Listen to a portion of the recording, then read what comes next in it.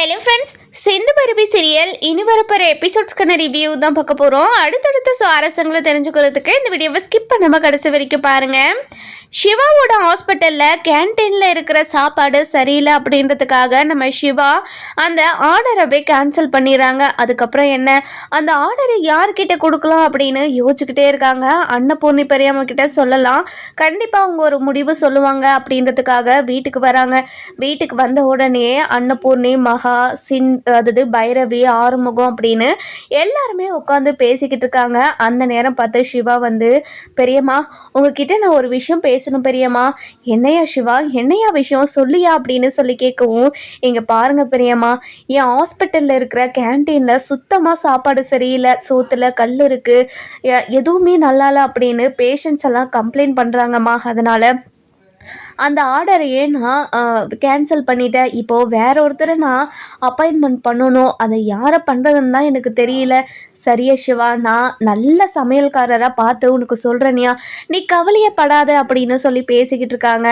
இந்த பக்கம் நம்ம சிந்து அதாவது இதை வந்து கேட்டுடுறாங்க. கேட்ட உடனே நம்ம சிவாவும் வெளியே வராரு. வெளியே வந்த உடனே நம்ம சிந்து இருந்துட்டு, டாக்டரே உங்ககிட்ட நான் ஒன்று கேட்கவா டாக்டரே அப்படின்னு சொல்லி கேட்கவும், என்ன சிந்து?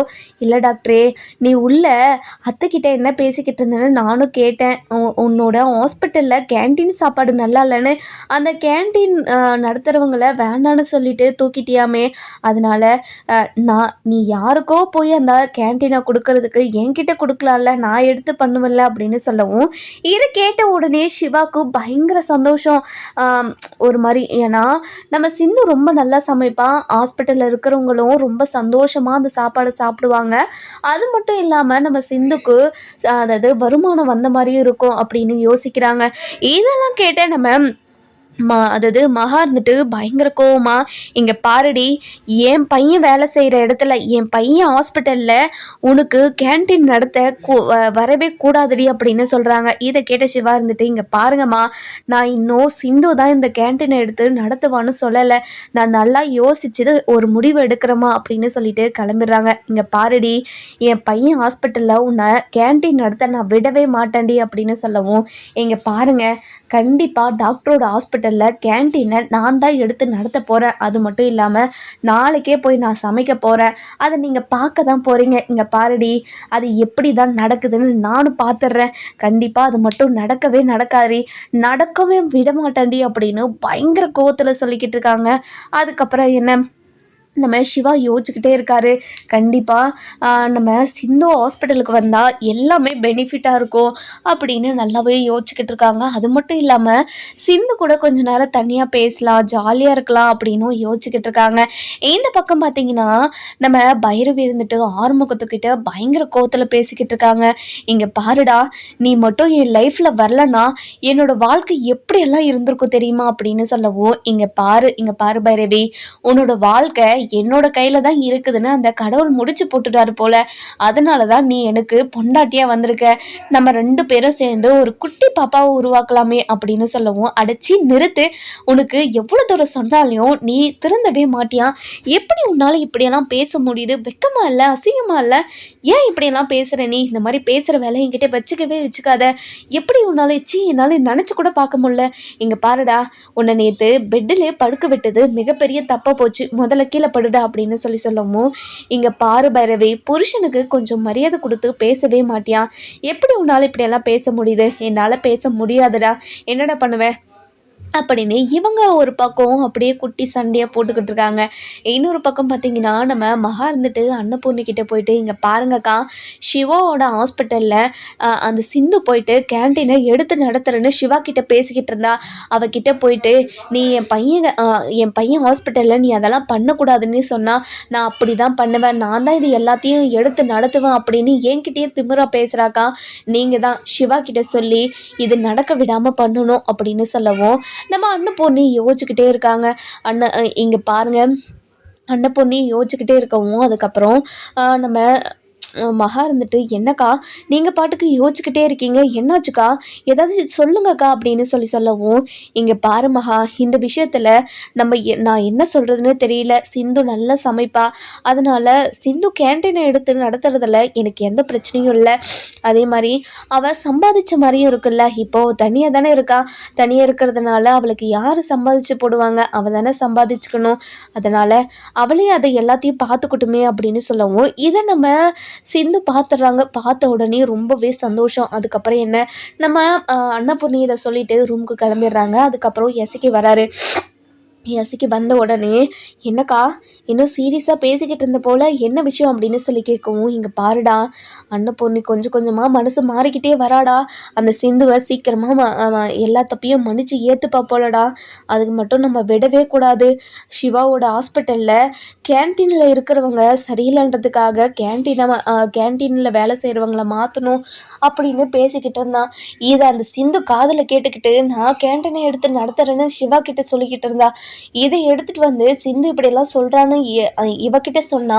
ஆனால் அன்னபூர்ணி என்ன சொல்கிறா, அன்னபூர்ணி அவள் எடுத்து நடத்தட்டும் அப்படின்னு சொல்லிட்டு போகிறாடா. இதெல்லாம் கேட்டால் எனக்கு பயங்கர கோபமாக இருக்குது.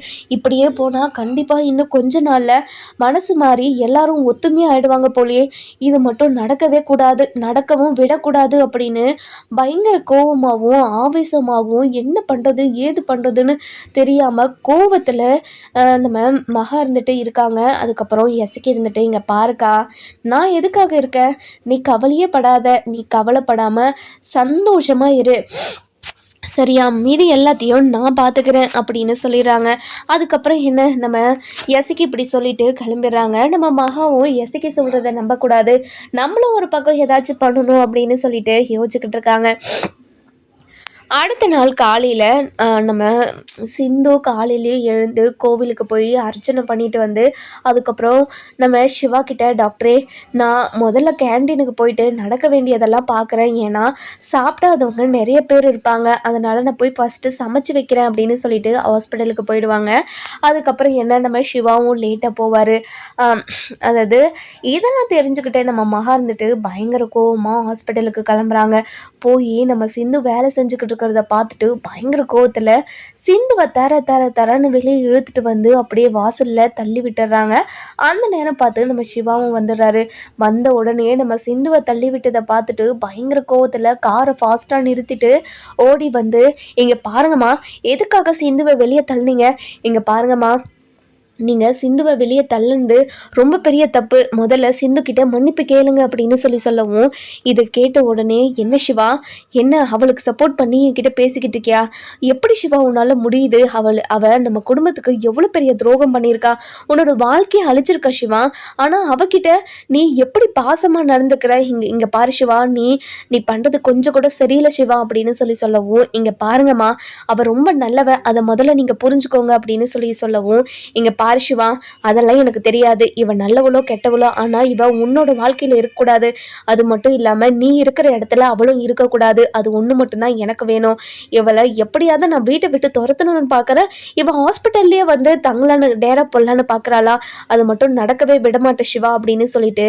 அப்படியே அடிக்கடிக்கு பேசிக்கிட்டே போகிறாங்க. இதெல்லாம் கேட்ட சிவா இருந்துட்டு, இங்கே பாருங்கம்மா, முதல்ல சிந்துக்கிட்ட மன்னிப்பு கேட்பீங்களா மாட்டிங்களா அப்படின்னு சொல்லி கேட்கவும், நம்ம அதாவது மகா இருந்துட்டு பயங்கர கோவமாக சிந்துவை திரும்ப திட்ட ஆரம்பிச்சிடறாங்க. இதெல்லாம் கேட்ட சிவாவுக்கு பயங்கரமாக கோவம் வந்து நம்ம அன்னபூர்ணியை அரைஞ்சிடுறாங்க அப்படியே பலார்னு. இங்கே பாருங்கம்மா, அம்மானு பார்க்குறேன், இல்லைன்னா இங்கே நடக்கிறதே வேற, முதல்ல சிந்துக்கிட்ட மன்னிப்பு கேட்குறீங்களா இல்லையா அப்படின்னு சொல்லி கேட்கவும், என்ன சிவா, என்ன எவ்வளோ ஒருத்திக்காக பெத்த அம்மாவையே அடிச்சிட்டியா நீ, எப்படி சிவா உனக்கு மனசு வந்துச்சு, நான் அன்னபூர்ணி அக்கா கிட்டே இந்த விஷயத்தெல்லாம் சொல்கிறேன் போய் அப்படின்னு சொல்லிட்டு அழுதுகிட்டே வீட்டுக்கு போகிறாங்க. வீட்டுக்கு போன உடனே அக்கா அக்கா அப்படின்னு சொல்லி அழுதுகிட்டே போகிறாங்க. போய் நிற்கிறாங்க.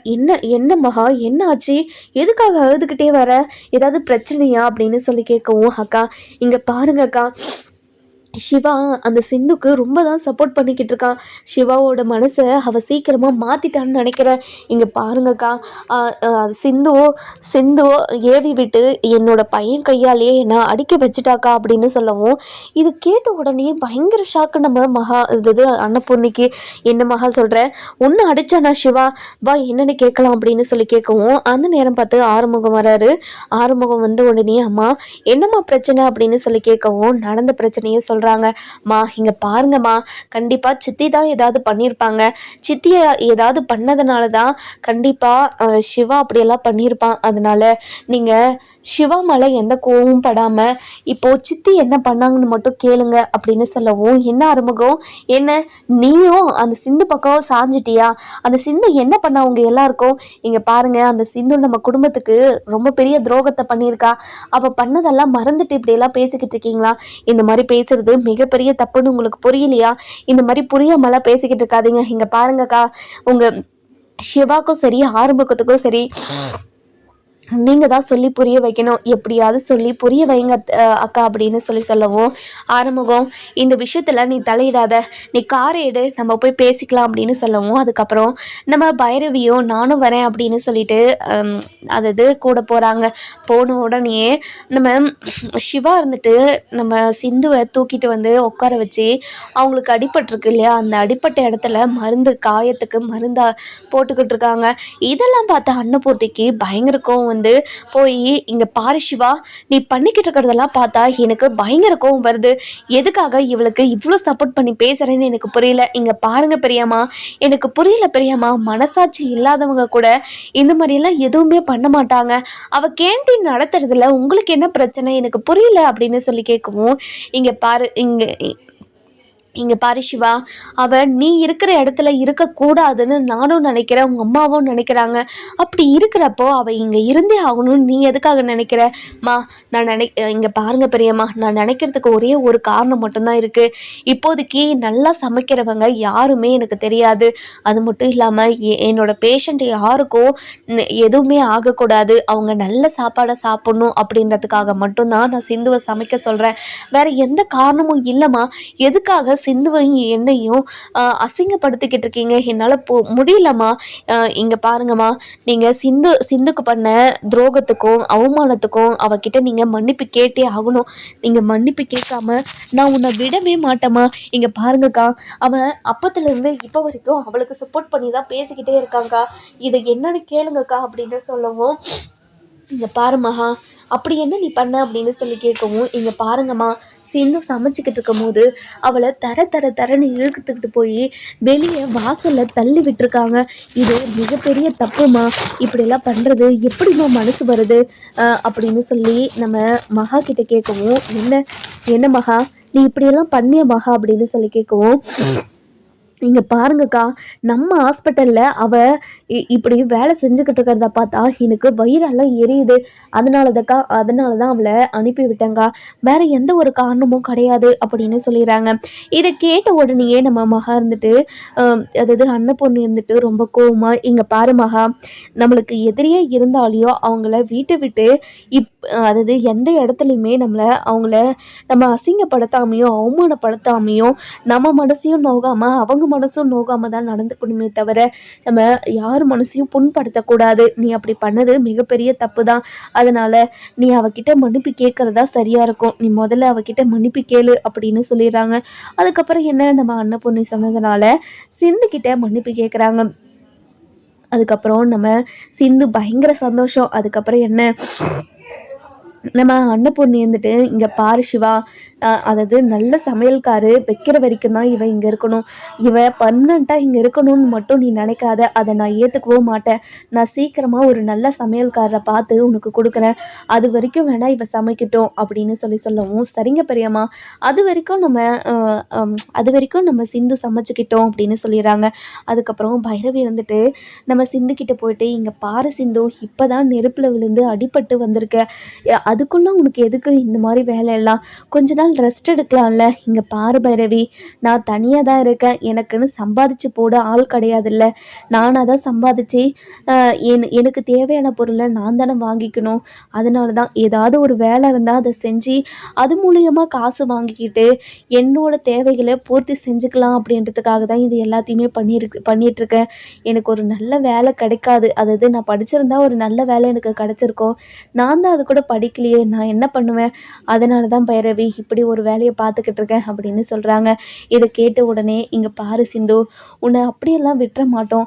உனக்கு செலவுக்கு தேவையான எல்லா காசும் நான் கொடுக்குறேன், நீ போய் ரெஸ்ட் எடு. இங்கே பாரு பைரவி, நீ இப்படி என்கிட்ட பேசுறது எனக்கு எவ்வளோ சந்தோஷமாக இருக்குது தெரியுமா? டெய்லி ஒரு அரை மணி நேரம் மட்டும் இந்த மாதிரி என்கிட்ட பேசு. என்னை பார்த்து இப்படி மூஞ்ச தூக்கிட்டெல்லாம் போகாது, எனக்கு எவ்வளோ கஷ்டமாக இருக்குது தெரியுமா?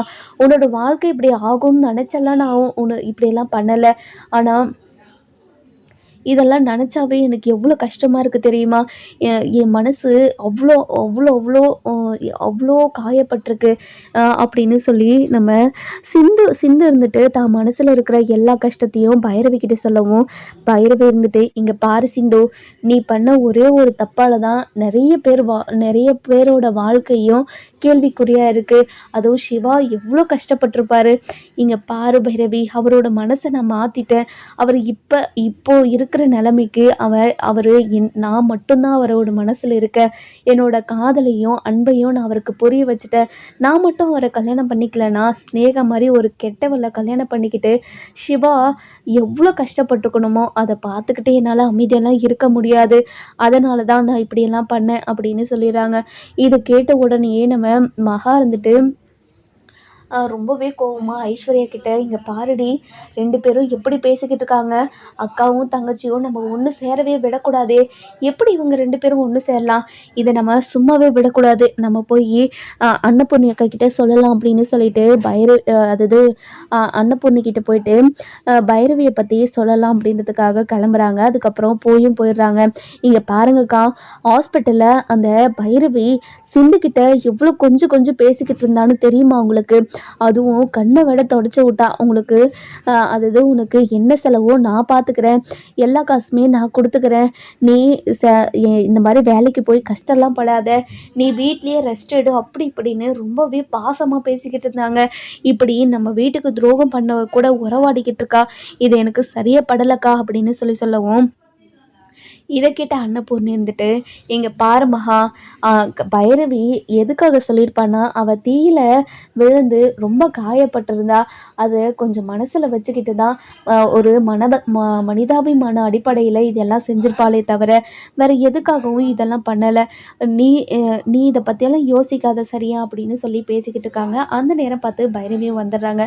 வந்த உடனேயே, என்னத்தை நான் சிந்துக்கிட்ட பேசிக்கிட்டு இருந்ததை உங்ககிட்ட வந்து பற்ற வச்சுக்கிட்டு இருக்காங்களா அப்படின்னு சொல்லி கேட்கவும், இதை கேட்ட உடனே நம்ம மகா இருந்துட்டு, என்ன பைரவி, என்னை பார்த்து இப்படி ஒரு வார்த்தை சொல்கிறேன்? நீங்கள் அந்த வேலையை தானே பார்த்துக்கிட்டு இருந்தீங்க, வேறு என்னத்தை சொல்கிறது நான்? இங்கே பாருங்கள், மற்றவங்கள பற்றி இந்த மாதிரி கேவலமாக இந்த மாதிரி குத்தி விடுறதெல்லாம் வச்சுக்காதீங்க, உங்களுக்கு அசிங்கமாக இல்லையா இப்படி ஒரு வேலையை பார்க்குறதுக்கு அப்படின்னு சொல்லவும், இதை கேட்ட உடனே, அக்கா இங்கே பாருங்கக்கா, உங்கள் முன்னாடியே என்னை எப்படியெல்லாம் பேசுகிறான்னு நீங்களும் பார்த்துக்கிட்டு அமைதியாகவே இருக்கீங்க. இங்கே பாரு மகா, நீ பண்ணது தப்பு. அவள் யதார்த்தமாக அவ கூட பேசிட்டு வந்ததை நீ வந்து என்கிட்ட சொல்லியிருக்க கூடாது. எதுக்காக அந்த மாதிரி சொன்ன? இந்த மாதிரி பழக்கம் இருக்கக்கூடாதுன்னு தானே பைரவி சொல்கிறா. அதையே நீ புரிஞ்சுக்க மாட்டேங்கிற. அதை புரிஞ்சுக்கிட்டே நீ நடந்துக்கோ. இங்கே பாருங்கக்கா, அப்போது எது நடந்தாலும் அமைதியாகவே இருக்கணுமா, இல்லை உங்ககிட்ட சொல்லாமல் இருக்கணும்னு சொல்கிறீங்களா? இங்கே பாரு மகா, நான் அப்படியெல்லாம் சொல்லலை. அடிக்கடிக்கு நீ வந்து பைரவியை பற்றியும் சிந்துவை பற்றியும் என்கிட்ட சொல்லிக்கிட்டே இருக்கல, அதை பற்றி தான் சொல்கிறேன்.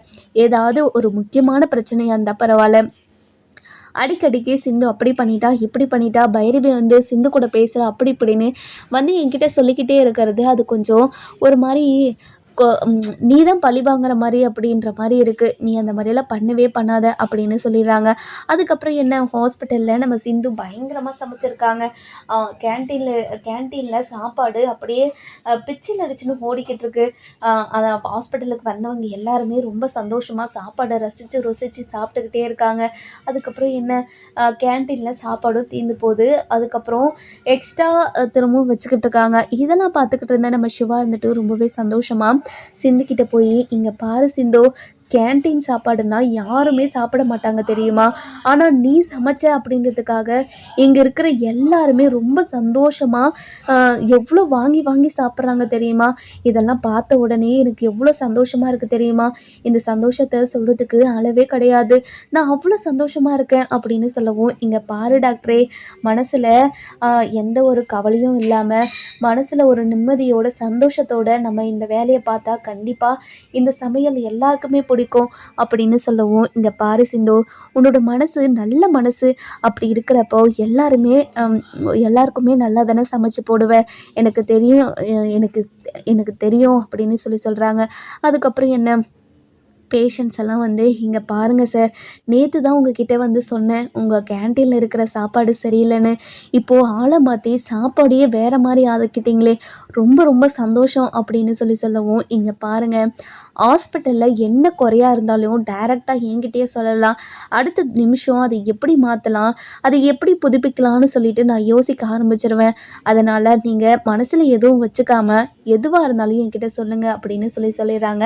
பேஷண்ட்ஸும் ரொம்பவே சந்தோஷமாக நமக்கு ஏற்ற மாதிரி எல்லாத்தையும் மாற்றி கொடுக்குறாங்களே அப்படின்னு ரொம்பவே சந்தோஷப்படுறாங்க. அதுக்கப்புறம் என்ன, நம்ம சிவா இருந்துட்டு வீட்டுக்கு வராங்க. வீட்டுக்கு வந்த உடனே நம்ம அன்னபூர்ணிக்கிட்டேம்மா, இன்னைக்கு கேன்டீன் சாப்பாடு ரொம்ப நல்லா இருக்குன்னு வந்த பேஷண்ட்டு, அட்டண்டர்னு எல்லாருமே வாங்கி வாங்கி சாப்பிட்டுக்கிட்டே இருந்தாங்கம்மா. அது மட்டும் இல்லாமல் கேன்டீன் சாப்பாடு சீக்கிரமாக தீர்ந்து போச்சு. அதுக்கப்புறம் திரும்பவும் சேல் பண்ணாங்க. அதுவும் சீக்கிரமாக காலியாயிடுச்சுமா.